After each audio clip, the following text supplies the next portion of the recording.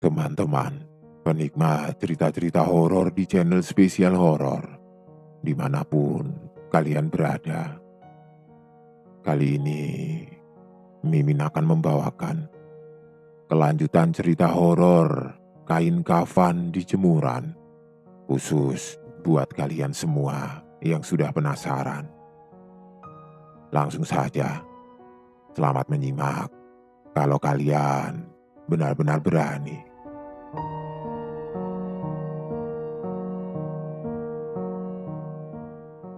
Prosesi pemakaman jenazah Pak Wiryo digelar oleh warga dengan ritme yang tergesa-gesa. Tidak ada upacara pelayatan yang panjang.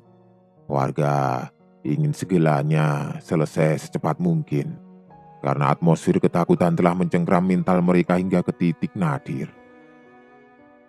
Berada terlalu lama di sekitar area jenazah, terasa laksana berdiri di tepi jurang petaka. Sebab sejak matahari terbit hingga bergeser ke barat, eskalasi teror putih itu semakin merajalela tanpa kontrol. Kain-kain kafan baru bermanifestasi dalam jumlah yang jauh lebih masif. Mereka tidak lagi hanya memilih jalinan tali jemuran warga, melainkan ditemukan tergantung kaku di sela-sela ranting pohon tinggi, melilit pagar halaman, menjuntai dari genteng atap rumah, bahkan melambai-lambai di atas tiang listrik desa. Cempaka Wetan perlahan-lahan sedang dibungkus utuh oleh sebuah kekuatan tidak kasat mata dari dunia lain. Damar memilih untuk tidak ambil bagian dalam rombongan warga yang pergi ke tempat pemakaman. Pikirannya fokus pada satu hal, melacak identitas perempuan bernama Namira yang ada di buku tua milik Pak Wiryo. Langkah kakinya membawanya menuju sebuah gubuk reot di pinggiran desa, tempat tinggal Mbah Sarni, manusia tertua yang masih hidup di desa Cempaka Wetan. Di usianya yang telah melampaui angka 90 tahun, kondisi fisiknya sudah sangat lemah. Pendengarannya memburuk kronis dan fungsi penglihatannya hampir padam sepenuhnya oleh selaput katarak. Namun, ruang memorinya tentang masa lalu desa masih tersimpan dengan ketajaman yang luar biasa. Ketika Damar merundukkan tubuhnya dan membisikkan nama Namira tepat di dekat telinga perempuan tua itu, atmosfer di dalam gubuk seketika berubah. Gerakan tangan Mbah Sarni yang sedang memegang cangkir teh hangat mendadak terkunci kaku di udara. Garis-garis keriput di wajahnya menegang. Sudah teramat lama, berpuluh-puluh tahun, aku tidak pernah lagi mendengar nama itu diucapkan di desa ini, ujarnya dengan suara parau yang bergetar. Siapa sebenarnya perempuan itu, Mbah?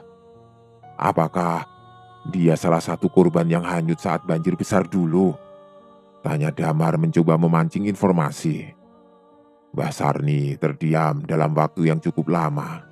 Kelopak matanya memejam, seolah sedang memilah-milah lembaran memori lama yang penuh debu ketakutan. Namira, dia sama sekali bukan bagian dari korban yang meninggal akibat terjangan banjir besar itu, jawabnya pelan. Damar mengernyitkan dahinya. Lalu, siapa dia, Mbah? Dia adalah sang penjaga makam, bisik Mbah Sarni. Ruangan gubuk tua itu seketika terasa sunyi senyap. Dulu, jauh sebelum komplek pekuburan tua di ujung desa itu dialihkan fungsinya menjadi milik kolektif desa kita, ada satu garis keluarga khusus yang mendedikasikan hidup mereka untuk merawat dan menjaga tanah pekuburan tersebut secara turun-temurun. Namira adalah garis keturunan terakhir dari keluarga penjaga tersebut. Damar menajamkan fokus pendengarannya membiarkan perempuan tua itu melanjutkan narasinya. ketika bencana banjir besar itu menghantam desa kita. Kepanikan massal melanda seluruh warga. Banyak lubang makam yang jebol dikikis air, dan banyak jasad leluhur yang keluar hanyut terbawa arus. Di tengah kekacauan itu, Namira berdiri tegap di depan gapura makam, melarang keras warga desa untuk menutup dan menguburkan kembali jasad-jasad yang tersisa secara serampangan. Apa alasan dia melarangnya, Mbah? Mbah Sarni menelan ludah dengan susah payah. Ekspresi wajahnya memancarkan sisa-sisa trauma masa lalu yang mendalam. Namira berkata, setiap liang lahat memiliki nama pemiliknya yang sah, dan setiap jasad memiliki titik tempat peristirahatannya sendiri yang tidak boleh ditukar. Jika warga nekat menguburkan mereka secara acak dan mencampurnya tanpa identitas yang jelas, suara Mbah Sarni mengecil hingga hampir tidak terdengar. Maka jiwa-jiwa yang kehilangan nama itu suatu saat akan berjalan pulang ke permukaan untuk mencarinya kembali. Damar memilih untuk tetap membisu, membiarkan kebenaran mengerikan itu mengalir masuk ke dalam kepalanya. Mbah Sarni memejamkan matanya, dan sebutir air mata luruh melewati sudut matanya yang keriput. Warga desa kita saat itu menolak untuk mendengarkan peringatan Namira. Bagi mereka, di tengah situasi pasca bencana yang kacau, hal yang paling krusial hanyalah satu: menyelesaikan proses penguburan secepat mungkin agar mereka bisa kembali menata hidup. Lalu, pada malam ketika proses penguburan paksa darurat itu selesai dilakukan, Namira menghilang secara misterius dari desa ini. Jasad ataupun keberadaannya tidak pernah bisa ditemukan lagi oleh siapapun. Ketika Damar melangkah keluar melewati pintu gubuk Mbah Sarni, kegelapan malam telah sepenuhnya menelan bumi. Gumpalan awan hitam pekat kembali berarak rendah di langit, memicu turunnya gerimis tipis yang memicu munculnya kabut putih tebal. Namun, pemandangan ganjil baru menanti langkah kaki Damar di sepanjang jalan utama desa. Orang-orang, mereka berdiri diam di sepanjang pinggiran jalan. Puluhan warga desa Cempakawetan, mulai dari bapak-bapak, ibu-ibu hingga beberapa pemuda, berdiri kaku di bawah guyuran rintik gerimis. Posisi tubuh mereka semua menghadap lurus ke satu arah yang sama, ke arah hamparan kebun bambu yang menjadi jalur menuju komplek pemakaman tua. Sorot mata mereka tampak kosong, kelopak mata mereka jarang berkedip, laksana sekelompok orang yang kesadarannya telah disedot habis oleh sebuah kekuatan gaib yang masif. Dan yang paling mengerikan adalah fakta bahwa di dalam cengkraman tangan kanan masing-masing warga tersebut, mereka semua sedang memegang selembar kain putih panjang, kain kafan basah yang dingin, siap untuk digantungkan. Teror di desa Cempakawetan kini tidak lagi bergulir dalam hitungan hari atau minggu, melainkan bereskalasi secara radikal per jam.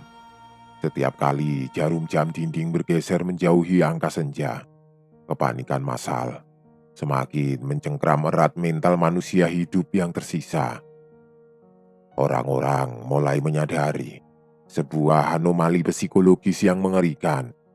Mereka tidak hanya dihantui oleh kemunculan kain-kain kafan misterius yang jumlahnya kian ribuan, melainkan ingatan mereka sendiri mulai terkikis. Beberapa kepala keluarga mengaku mendadak lupa pada susunan nama lengkap sepupu dekat mereka sendiri. Di sudut desa yang lain, seorang ibu menangis histeris karena selama beberapa menit ia gagal mengingat nama tengah anak bungsunya sendiri. Identitas manusia-manusia di desa ini perlahan-lahan sedang memudar, Seolah-olah sebuah entitas tidak kasat mata dari dimensi kelam sedang menyedot habis nama-nama mereka dari permukaan bumi. Damar menyadari satu kebenaran yang mutlak. Ia tidak bisa lagi membiarkan dirinya pasif menunggu. Kunci dari seluruh petaka ini berada di satu tempat, di rumah lama tempat tinggal keluarga Namira yang posisinya berada terisolasi di sudut terdalam desa, berbatasan langsung dengan perimeter hutan bambu. Bangunan rumah panggung kayu kuno itu telah lama ditinggalkan kosong, dikelilingi oleh jalinan semak berduri yang tumbuh liar menutupi hampir seluruh struktur fondasinya. Didorong oleh rasa cemas yang kian memuncak, Damar melangkah membelah rimbunnya semak liar sembari memegang sebuah parang tajam untuk membuka jalur. Ketika ia akhirnya berhasil berdiri tepat di depan pintu utama rumah kayu kuno tersebut, atmosfer udara di sekelilingnya terasa sangat dingin dan pekat, laksana ada dinding es kasat mata yang mengepung area tersebut. Pintu rumah itu tidak terkunci. Engsel kayunya yang rapuh mengeluarkan suara deritan paro saat Dharma mendorongnya perlahan. Bagian interior rumah itu dipenuhi oleh lapisan debu tebal dan jaring laba-laba yang menjuntai dari langit-langit. Namun, bau yang mengendap di dalam ruangan itu terasa sangat akrab di indera penciuman Damar. Campuran aroma pekat kapur barus kuno dan bau tanah pemakaman yang lembab. Damar melangkah hati-hati, menyorotkan senternya menembus keheningan ruang tengah. Perhatiannya mendadak tersedot pada struktur lantai kayu di salah satu sudut ruangan. Ada sebuah garis persegi yang ganjil, menampakkan struktur pintu kolong bawah tanah yang posisinya sedikit terbuka. Damar mendekat, merendahkan tubuhnya, lalu mengangkat pintu kolong kayu tersebut sepenuhnya. Berkas cahaya putih dari senternya membelah kegelapan ruang bawah tanah yang sempit dan pengap. Tangga kayu yang menuju ke bawah tampak sudah mulai lapuk, namun strukturnya masih cukup kokoh untuk menahan berat badannya saat Damar memutuskan untuk melangkah turun selangkah demi selangkah. Ketika kakinya menyentuh permukaan lantai tanah di dasar kolong, pemandangan visual yang terpampang di depannya sukses membuat seluruh sistem saraf di tubuh Damar menegang hebat, laksana ditarik paksa.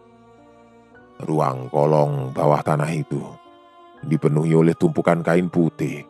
Ratusan lembaran kain kafan kuno berjejer rapi, membungkus sesuatu yang bentuknya menyerupai tumpukan papan-papan nisan kayu tua. Di tengah-tengah ruangan pengap tersebut berdiri sebuah meja kayu besar yang permukaannya dipenuhi oleh botol-botol kaca kuno berisi sisa bubuk kapur barus yang mengering.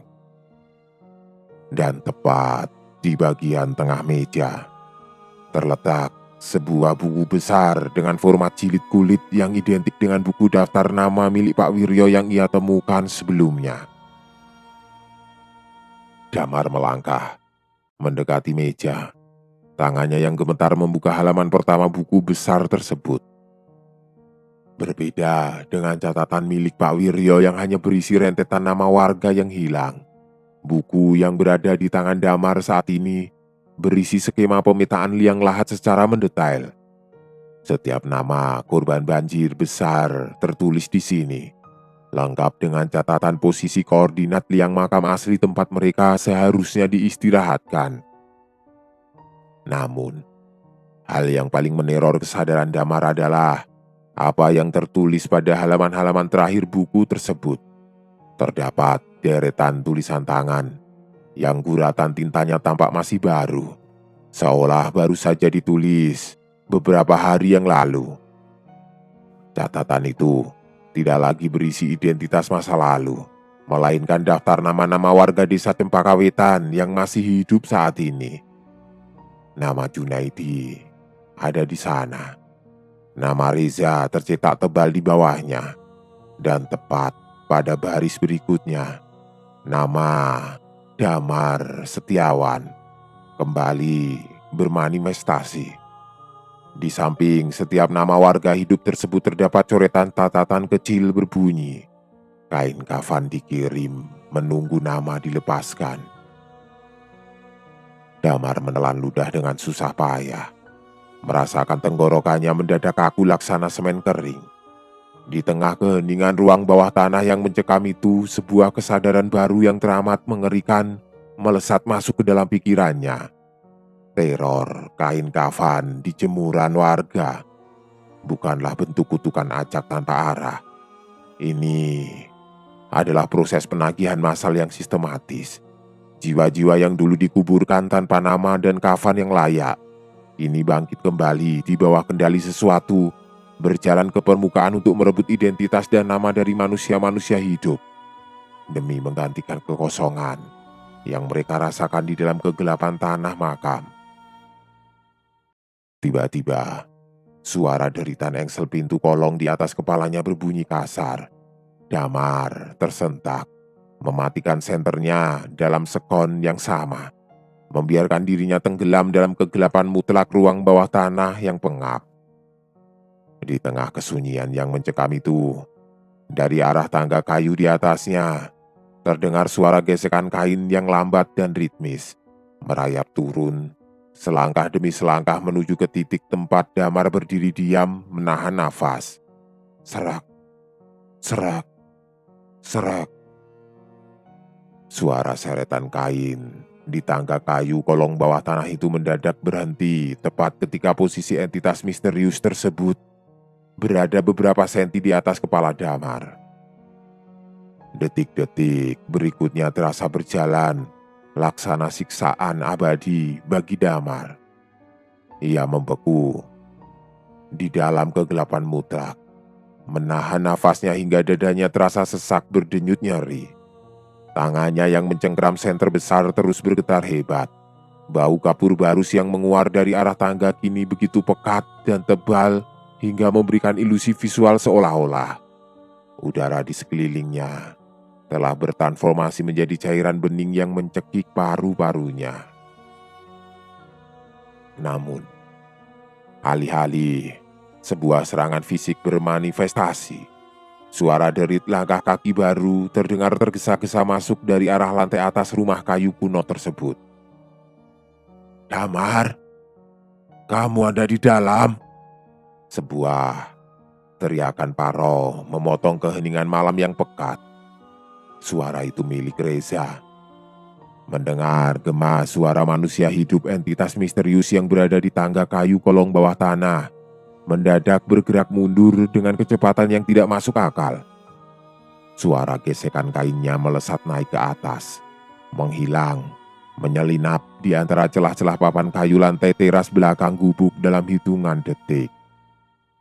Damar menarik nafasnya panjang-panjang, menyalakan kembali tombol senternya, lalu bergegas memanjat tangga kolong untuk kembali ke permukaan tanah. Di ruang tengah, ia menemukan Reza sedang berdiri dengan nafas yang memburu pendek-pendek. Air muka pemuda kekar itu tampak dipenuhi oleh kepanikan murni yang tidak terkontrol. "Kamu harus ikut denganku sekarang, Damar. Ini tentang Junaidi," pekiknya sembari mencengkeram lengan Damar kasar. "Ada apa dengan Junaidi, Reza?" tanya Damar menuntut penjelasan. Dia sudah kehilangan kewarasan sepenuhnya. Datang saja ke rumahnya sekarang." Ketiga kaki mereka melesat membelah jalanan desa yang diselimuti kabut putih tebal. Hujan gerimis tipis masih terus turun, membuat suasana malam terasa semakin mencekam. Ketika mereka berdua sampai di halaman rumah Junaidi, pemandangan visual yang menanti di sana sukses membuat langkah kaki Damar terkunci kaku laksana patung batu. Seluruh area halaman depan rumah Junaidi telah dipenuhi oleh kain kafan yang dipajang membentuk lingkaran besar. Di titik tengah lingkaran kain putih tersebut, Junaidi sedang terduduk diam di atas tanah berlumpur. Tubuhnya basah kuyup oleh gujuran air gerimis. Pakaiannya kotor penuh noda lumpur coklat pekat. Kedua tangannya memegang sebuah batu nisan kayu tua yang tampaknya baru saja dicabut paksa dari area pemakaman kuno. Dengan menggunakan sebuah pisau dapur kecil yang tajam, Junaidi sedang menggores permukaan kulit lengannya sendiri berulang kali. Darah segar berwarna merah pekat mengalir deras melewati pergelangan tangannya, menetes membasahi tanah lumpur di bawahnya. Namun, ia sama sekali tidak menunjukkan ekspresi rasa sakit sedikit pun. Wajahnya tampak kosong, sepasang matanya menatap lurus ke depan tanpa berkedip. Coretan luka di lengannya itu membentuk goresan-goresan huruf yang mengeja sebuah nama baru yang asing. "Junaidi, hentikan kegilaan ini!" teriak Damar melangkah maju, mencoba merebut pisau dari cengkraman tangan temannya. Seketika itu juga, Junaidi menolehkan kepalanya dengan gerakan patah-patah yang kaku. Sebuah suara keluar dari mulutnya, namun itu bukanlah frekuensi suara asli milik Junaidi. Suara itu terdengar parau, bernada ganda, dan memancarkan aura dingin yang mutlak berasal dari dimensi lain. "Namaku, Bu. Namaku. Namaku bukan Junaidi. Mereka salah mengukir namaku di atas batu tanah," bisiknya lirih, namun menusuk pendengaran. Damar terkesiap, mundur selangkah dengan tubuh gemetar. Siapa kamu sebenarnya?" Junaidi mengeluarkan suara tawa kecil yang melengking panjang. Sebuah tawa ganjil yang memotong kesunyian malam gerimis. Tangannya yang berlumuran darah menunjuk lurus ke arah hutan bambu yang berada di ujung jalan desa. Kami semua ingin pulang ke tempat yang benar. Berikan kafan kami, kembalikan nama-nama kami yang kalian curi." Tepat setelah kalimat terakhir itu terucap, tubuh Junaidi mendadak menegang hebat laksana tersengat aliran listrik tegangan tinggi. Matanya berputar ke atas, hingga hanya menyisakan bagian putihnya saja. Lalu, ia jatuh terjerembab ke atas tanah berlumpur, tidak sadarkan diri di tengah kepungan lingkaran kain kafan putih yang terus melambai ditiup angin malam. Pasca insiden tragis yang menimpa Junaidi, Desa Cempaka Wetan tidak lagi berada di ambang ketakutan. Desa tua ini telah terjerambab sepenuhnya ke dalam jurang kegilaan. Keesokan paginya, fenomena aneh yang menimpa fungsi kognitif warga semakin meluas tanpa bisa dibendung. Gejalanya merayap laksana virus tidak kasat mata yang menyerang sistem memori kolektif manusia hidup. Di pasar desa, orang-orang berdiri termangu di depan lapak jualan mendadak lupa pada nama mata uang atau nama barang yang hendak mereka beli. Di dalam rumah-rumah, hubungan kekeluargaan mulai retak secara mengerikan. Seorang suami menatap istrinya dengan tatapan asing karena ia tidak lagi mampu mengingat nama perempuan yang telah mendampinginya selama 2 dekade.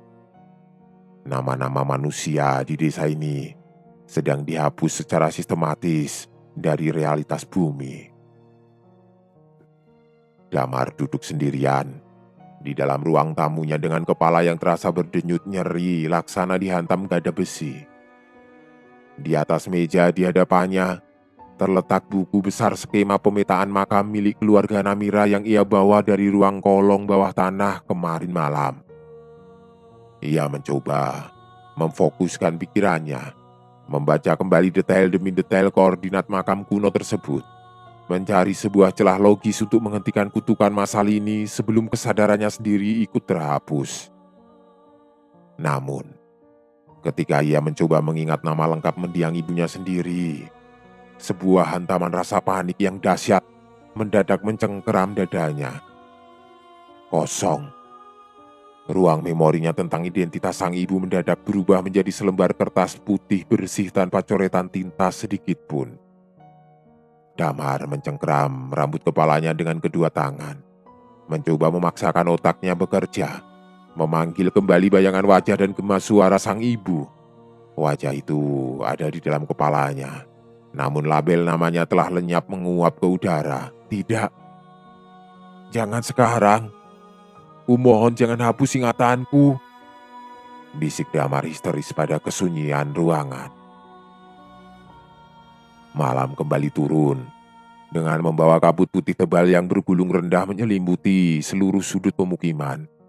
Jarum jam dinding baru saja bergeser, menunjukkan pukul 10:15 malam, ketika sebuah ketukan ritmis terdengar dari arah pintu depan rumah Damar. Tok, tok, tok. Bunyi ketukan itu terdengar lambat, konstan, dan memancarkan aura formalitas yang aneh.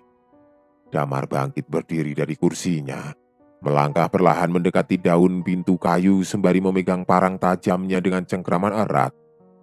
"Siapa di luar?" teriaknya memastikan. Tidak ada jawaban lisan dari arah luar teras.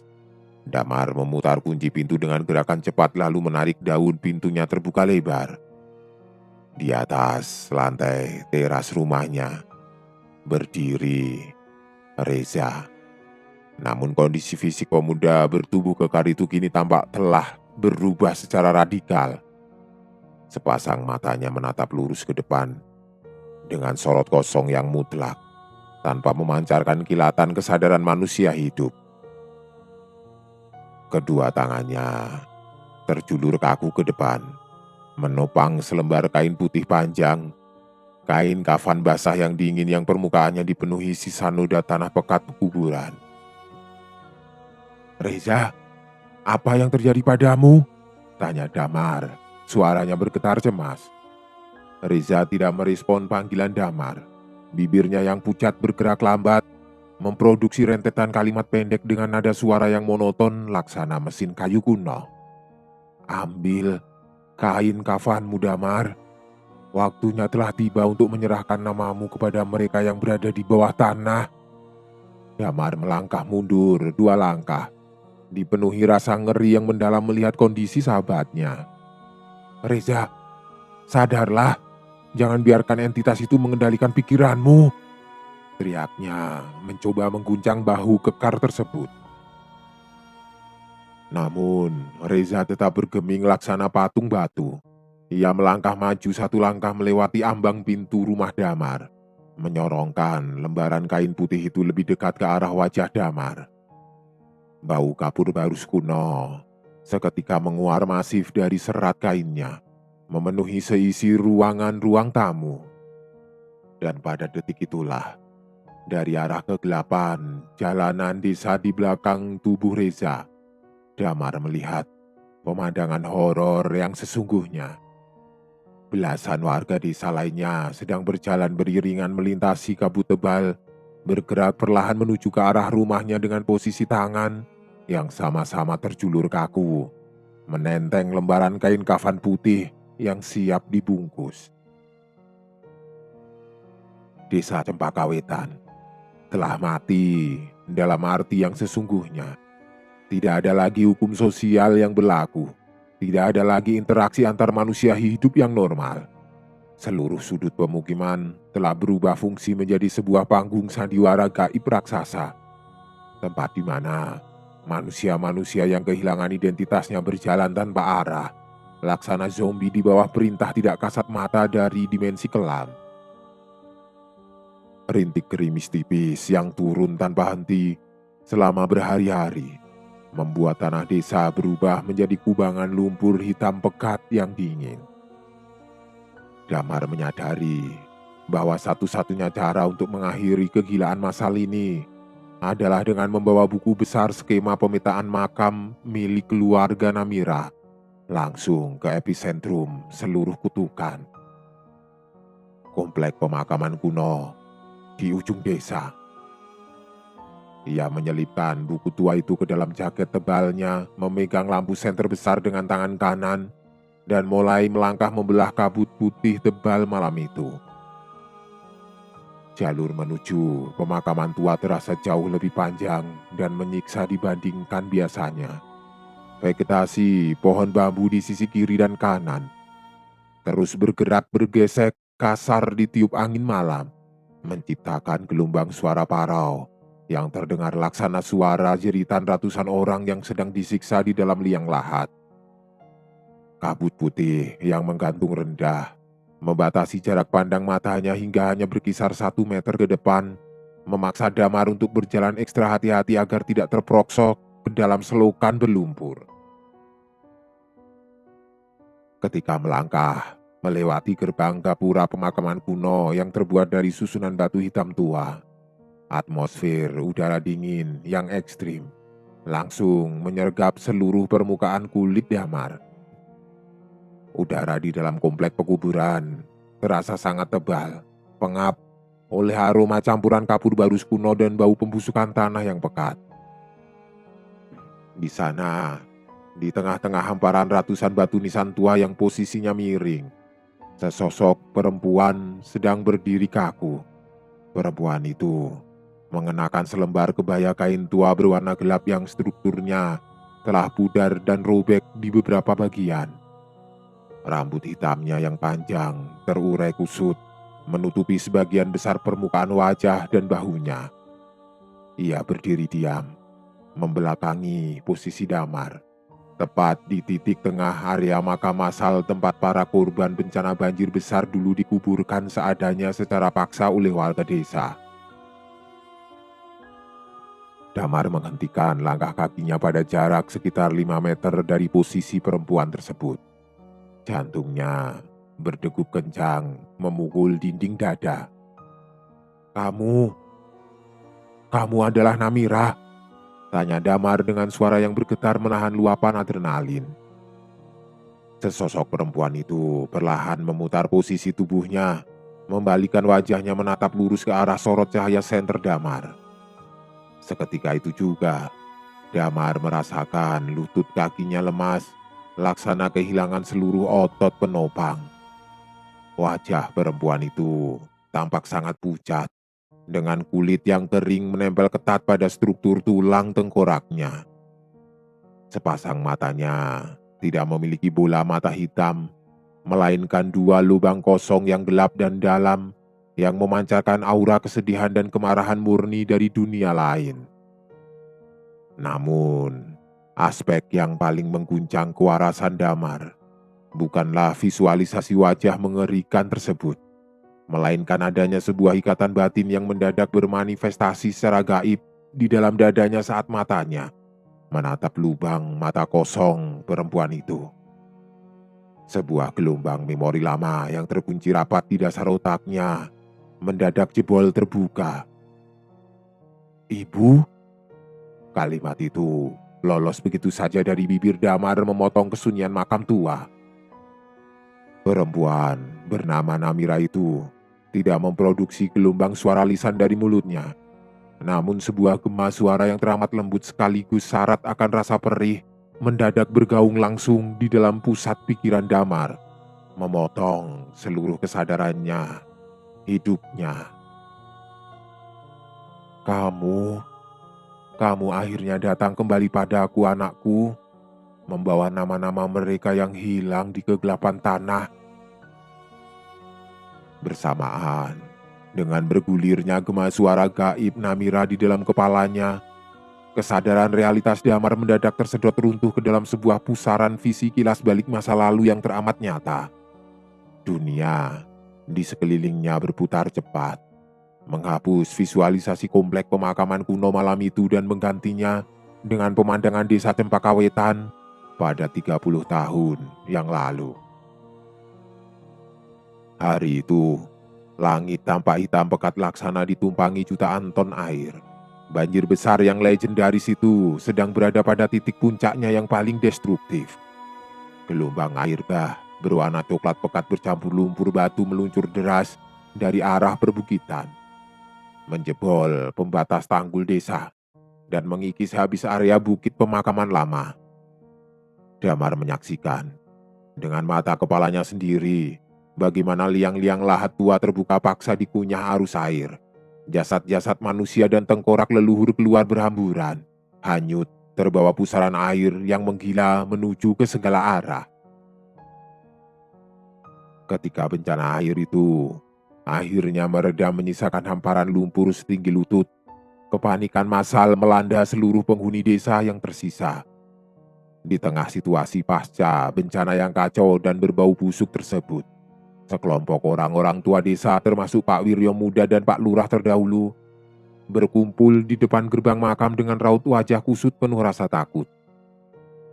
Mereka memegang cangkul dan sekop berniat melakukan proses penguburan massal darurat secepat mungkin agar wabah penyakit tidak merebak. Namun, seorang perempuan muda menghalangi jalur mereka. Perempuan itu adalah Namira muda. Di dalam dekapannya, ia sedang menggendong seorang bayi laki-laki berusia beberapa bulan yang terus menangis lirih.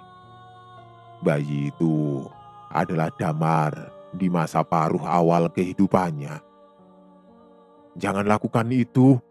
Kalian tidak bisa mengubur jasad-jasad ini secara acak tanpa mencatat identitas mereka," teriak Namira muda dengan air mata yang mengalir membasahi pipinya. "Setiap jiwa memiliki hak atas namanya sendiri. Jika kalian mengubur mereka tercampur tanpa kafan dan nisan yang layak, jiwa mereka akan tersesat di dalam kegelapan selamanya." "Minggir, Namira. Kita tidak punya banyak waktu untuk urusan tahayul silsilah makammu," pekik Pak Wiryo Muda sembari mendorong tubuh perempuan itu kasar hingga terjatuh ke atas lumpur hitam. "Stok kain kafan desa habis. Situasi saat ini darurat. Yang paling krusial adalah memasukkan semua jasad ini kembali ke dalam tanah agar bencana ini cepat selesai." Warga desa mengabaikan seluruh jeritan peringatan Namira. Mereka mulai menggali sebuah lubang raksasa yang panjang, lalu melemparkan sisa-sisa jasad dan tengkorak yang berhasil ditemukan ke dalamnya secara bertumpuk, tanpa pembatas, tanpa kafan yang layak, dan tanpa tanda nama nisan satupun.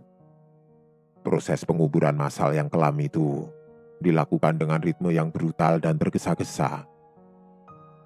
Rasa frustasi dan kesedihan yang teramat mendalam melihat penodaan massal terhadap hak-hak orang mati membuat jiwa Namira terguncang hebat ke titik nadir. Pada malam setelah proses penguburan darurat itu selesai dilakukan, didorong oleh keputusasaan yang mutlak, Namira membawa bayinya menuju ke area kolong bawah tanah rumahnya. Ia meletakkan bayinya dengan aman di dalam sebuah keranjang kecil, menuliskan seluruh skema pemetaan makam asli yang ia ketahui ke dalam buku besar. Lalu, ia melangkah pergi menembus kegelapan malam gerimis menuju ke titik terdalam hutan bambu. Di sanalah, di tempat yang sunyi itu, Namira mengakhiri hidupnya sendiri, membiarkan jiwanya menyatu dengan kemarahan tanah makam yang ternoda. Visi kilas balik itu mendadak putus secara kasar, mengembalikan kesadaran Damar ke realitas malam di komplek pemakaman kuno. Air mata kini mengalir deras membasahi kedua pipi Damar. Seluruh potongan teka-teki gila tentang garis hidupnya kini telah utuh bermanifestasi di dalam kepalanya. Perempuan mengerikan yang berdiri di hadapannya saat ini bukanlah monster jahat yang ingin menghancurkan desanya tanpa alasan. Ia adalah ibunya sendiri, sebuah jiwa yang menderita yang bangkit kembali untuk menuntut keadilan bagi ratusan arwah tersesat yang namanya telah dihapus paksa oleh ego manusia hidup. Damar melangkah maju satu langkah, mengabaikan segala insting ketakutan biologisnya sebagai manusia hidup. Tangan kanannya merengkuh buku besar skema pemetaan makam milik keluarga Namira dari balik jaket tebalnya. Lalu, mengangkatnya tinggi-tinggi di atas udara tebal komplek pekuburan. "Ibu, aku membawa bukumu. Aku membawa skema pemetaan makam asli milik keluarga kita." Suaranya bergetar parau, syarat akan luapan emosional yang mendalam. Sesosok arwah Namira menatap lurus ke arah buku besar tersebut melalui dua lubang mata kosongnya yang gelap. Atmosfer udara dingin yang mengepaku area makam mendadak bergerak berputar membentuk pusaran angin kecil yang menerbangkan daun-daun kering di sekitar kaki Damar. Gema suara gaib perempuan itu kembali bergaung tajam di dalam pusat pikiran Damar. Namun kali ini, nadanya dipenuhi oleh rasa perih yang teramat dalam. Nama-nama itu, mereka menuntut untuk dikembalikan ke permukaan tanah. Mereka lelah tersesat di dalam kegelapan tanpa identitas yang sah. Amukan mereka tidak akan bisa dihentikan hingga hak mereka terpenuhi. Aku akan mengembalikannya, Ibu. Aku bersumpah akan membacakan setiap baris nama yang ada di dalam buku ini. Aku akan mengembalikan posisi peristirahatan mereka ke titik koordinat yang benar, teriak Damar, dengan air mata yang terus mengalir membasahi pipinya. Tapi kumohon, hentikan teror ini, lepaskan ingatan warga desa kita. Jangan biarkan manusia-manusia hidup yang tidak tahu apa-apa menanggung dosa masa lalu yang bukan milik mereka. Arwah Namira perlahan mengangkat tangan kanannya yang kurus pucat laksana ranting pohon mati, menunjuk lurus ke arah buku besar yang dipegang Damar. Seketika itu juga, lembaran-lembaran kertas tua di dalam buku tersebut mulai bergerak membalik sendiri secara gaib dengan kecepatan yang konstan, mengeluarkan suara deratan kertas yang memotong keheningan malam makam tua. Buku itu terus bergerak, membalik hingga akhirnya berhenti tepat pada halaman tengah tempat skema pemetaan makam massal korban banjir besar berada. Goresan-goresan tinta hitam kuno di atas permukaannya mendadak memancarkan kilatan cahaya keunguan yang temaram, memproyeksikan struktur garis koordinat liang lahat langsung ke atas permukaan udara pekat malam itu. Namun, bersamaan dengan terbukanya halaman skema tersebut, tanah di sekeliling komplek pemakaman kuno mulai bergetar hebat, laksana diguncang gempa bumi tektonik yang masif. Permukaan tanah berlumpur di bawah kaki Damar mulai retak dan merekah di beberapa titik, menyisakan celah-celah lubang hitam baru yang mengeluarkan kepulan aroma kabur barus kuno dalam volume yang sangat besar. Dari dalam celah-celah rekahan tanah yang terbuka tersebut, lembaran-lembaran kain kafan putih mulai bermunculan keluar secara gaib. Jumlahnya ratusan, bahkan ribuan, meluncur naik ke atas langit makam laksana jalinan ular putih raksasa yang menari-nari, membelah rintik gerimis tipis. Dan dari balik kegelapan lubang-lubang tanah tersebut, sayup-sayup, suara gema bisikan ribuan orang mulai terdengar merayap naik, merapalkan kalimat-kalimat asing yang bernada parau, menuntut pemenuhan janji yang telah diikrarkan oleh Damar. Proses ritual penagihan identitas massal ini telah mencapai titik puncaknya yang paling krusial, dan jalan pulang bagi Damar telah sepenuhnya tertutup oleh kehendak orang mati.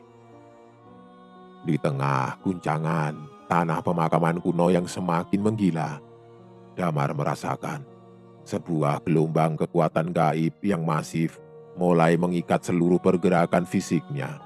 Kedua kakinya terasa laksana ditanam paksa ke dalam permukaan tanah berlumpur hitam, membuatnya mutlak mustahil untuk melangkah mundur ataupun melarikan diri dari hadapan arwah ibunya.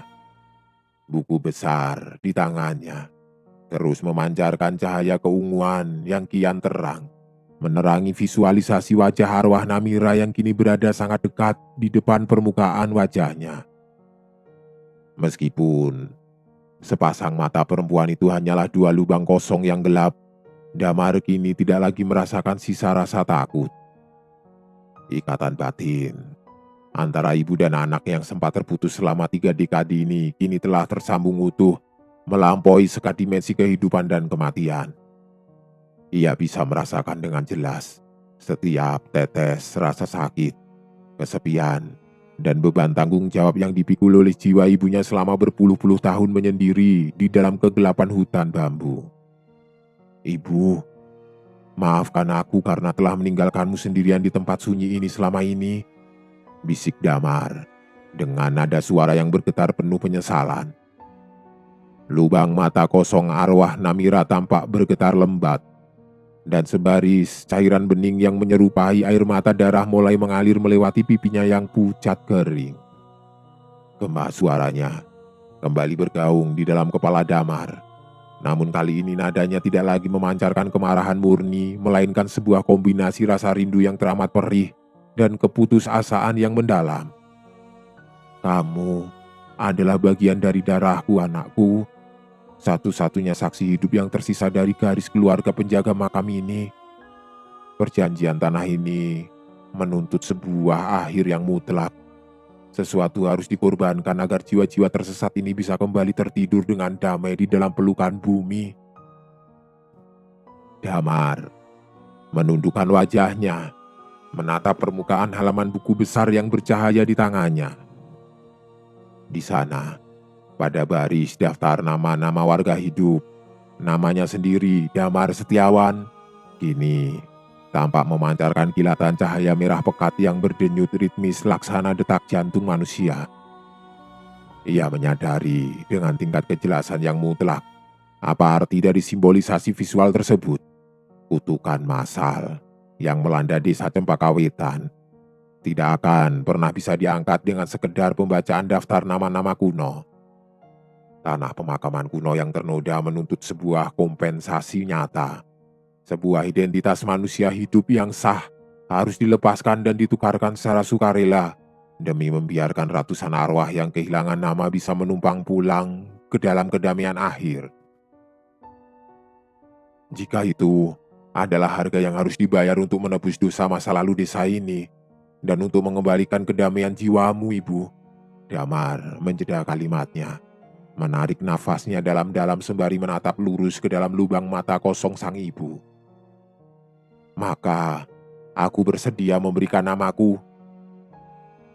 Mendengar ikrar kesediaan Damar, pusaran ribuan kain kafan putih yang menari-nari di atas langit malam seketika menghentikan pergerakan acaknya. Mereka berputar serempak membentuk sebuah lingkaran pusaran raksasa yang menukik turun dengan kecepatan penuh menuju ke titik koordinat tempat Damar berdiri kaku. Lembaran-lembaran kain putih basah yang dingin itu mulai melilit permukaan kakinya, merayap naik membungkus lutut, pinggang hingga dada Damar dalam lilitan yang teramat ketat. Laksana prosesi pengafanan jenazah yang sesungguhnya. Bau pekat kapur barus murni seketika mengunci seluruh indera penciumannya, memutus seluruh akses udaranya dari dunia realitas, membiarkan kesadarannya perlahan-lahan merosot turun ke dalam kehampaan yang sunyi dan abadi.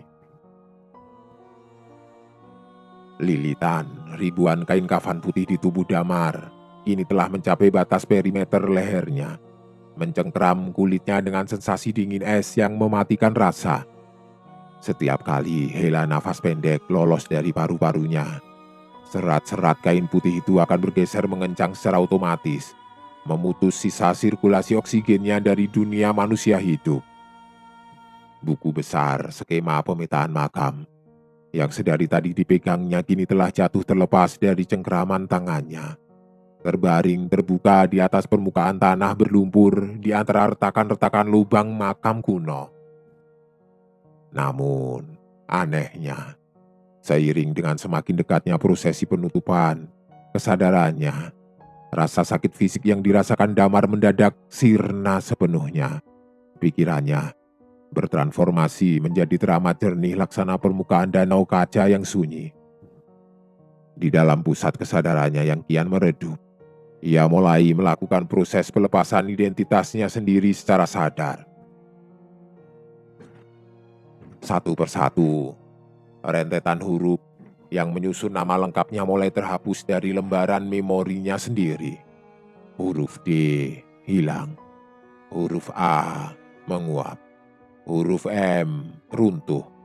Ia tidak lagi mengingat siapa dirinya, apa profesinya sebagai guru desa, ataupun sisa-sisa kenangan masa kecilnya di desa Cempakawetan. Seluruh label ego manusianya dilepaskan secara sukarela, ditukarkan menjadi sebuah energi penawar gaib yang mengalir masuk menembus retakan-retakan tanah makam kuno yang menganga di sekelilingnya. Bersamaan dengan hilangnya huruf terakhir dari nama Damar, sebaris fenomena ganjil bermanifestasi di seluruh penjuru desa Cempakawetan. Di rumah-rumah warga yang terkunci rapat, Manusia-manusia hidup yang tadinya meringkuk ketakutan di dalam kamar, mendadak merasakan sebuah hantaman kehangatan gaib yang memotong dada mereka. Ingatan mereka yang sempat terhapus secara misterius, mendadak melesat kembali masuk ke dalam otak dengan tingkat kejelasan yang mutlak. Para suami seketika teringat kembali pada susunan nama lengkap istri mereka dengan air mata yang mengalir haru. Ibu-ibu memeluk erat anak mereka sembari merapalkan nama panggilan anak-anak tersebut berulang kali dengan rasa syukur yang mendalam. Identitas kolektif Desa Cempaka Wetan telah dikembalikan utuh ke permukaan bumi. Sementara itu, di area komplek pemakaman kuno, eskalasi amukan arwah ratusan korban banjir besar perlahan-lahan mulai mereda melandai. Suara-suara gema bisikan parau yang menuntut keadilan kini bergeser nadanya menjadi sebuah kidung ucapan terima kasih yang teramat lirih dan puitis, menggema melintasi keheningan hutan bambu. Rekahan-rekahan tanah yang menganga mulai bergerak merapat kembali secara perlahan, mengunci rapat sisa-sisa jasad di bawah sana ke dalam posisi koordinat peristirahatan yang baru dan damai. Ratusan jasad yang dulu dikubur tanpa nama kini telah menemukan jangkar pengganti yang menopang ketenangan mereka. Dan janji suci keluarga penjaga makam akhirnya telah terpenuhi dengan lunas oleh pengorbanan darah daging mereka sendiri. Matahari pagi pertama pasca malam puncak pengorbanan akhirnya terbit membelah ufuk timur desa Cempaka Wetan. Sinar emasnya memancar terang, mengusir sisa-sisa mendung kelabu dan gumpalan kabut putih tebal yang telah berminggu-minggu merajai langit desa. Udara pagi itu terasa teramat bersih, segar, dan mutlak bebas dari sisa-sisa aroma kapur barus kuno ataupun bau tanah pemakaman yang mencekik hidung warga sebelumnya. Kesunyian yang menggantung di udara desa kini bukan lagi sebuah keheningan yang meneror, melainkan sebuah kedamaian alami tempat kehidupan manusia berjalan normal kembali. Warga desa mulai keluar dari rumah mereka dengan langkah kaki yang ringan dan raut wajah yang dipenuhi rasa lega yang mendalam. Mereka saling menyapa satu sama lain di sepanjang jalan utama desa, mengkonfirmasi susunan nama masing-masing dengan senyuman lebar dan pelukan erat. Seolah-olah mereka baru saja terbangun secara serempak dari sebuah mimpi buruk kolektif yang teramat panjang dan menyiksa kewarasan. Namun, hal yang paling memicu rasa syukur murni di dalam sanubari warga adalah kondisi pekarangan rumah mereka. Ribuan lembaran kain kafan misterius yang kemarin malam sempat membungkus seluruh sudut desa, ini telah lenyap menguap sepenuhnya, tanpa menyisakan selembar bercak benang pun. Jalinan tali jemuran warga kembali kosong bersih, siap untuk digunakan menjemur pakaian sehari-hari di bawah terik matahari pagi yang hangat. Tiang-tiang pagar, ranting-ranting pohon tinggi, hingga bangunan rumah tua peninggalan mendiang Pak Wiryo kini telah bersih utuh dari lilitan putih yang mengerikan itu. Desa Cempaka Wetan telah dibersihkan sepenuhnya dari sisa-sisa noda dosa masa lalu mereka. Reza melangkah tergesa-gesa membelah gang desa menuju ke arah rumah damar, didorong oleh sisa ingatan kabur tentang apa yang terjadi pada dirinya kemarin malam. Ketika ia sampai di depan pintu halaman, kondisi rumah kayu tersebut tampak sunyi dan kosong. Pintu depannya terbuka sedikit, membiarkan angin pagi menyelinap masuk ke dalam ruang tamu yang bersih. Reza melangkah, melewati ambang pintu, menelusuri setiap sudut ruangan, ruang tengah dan kamar tidur. Tidak ada siapa-siapa di dalam rumah tersebut. Barang-barang milik Damar masih berada di posisi semula. Buku-buku sekolah dasar berserakan rapi di atas meja. Baju-baju tergantung di lemari kayu. Namun, sosok sang pemilik rumah telah raib sepenuhnya tanpa meninggalkan jejak fisik sedikit pun. Reza keluar kembali ke teras rumah dengan kening yang mengernyit dalam, mencoba memanggil sebuah nama dari dalam pusat memorinya. Namun, sebuah anomali psikologis yang aneh mendadak bermanifestasi di dalam otaknya. Ia tahu betul bahwa rumah kayu kuno ini adalah tempat tinggal seorang sahabat dekatnya yang berprofesi sebagai guru sekolah dasar desa.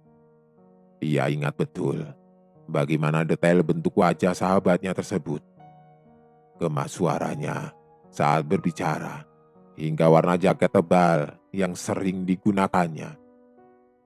Akan tetapi, ketika Reza mencoba memanggil label namanya, otaknya mendadak menolak memproses. Ruang nama untuk sosok guru desa tersebut telah berubah menjadi sebuah lubang hitam kosong yang bersih di dalam memorinya.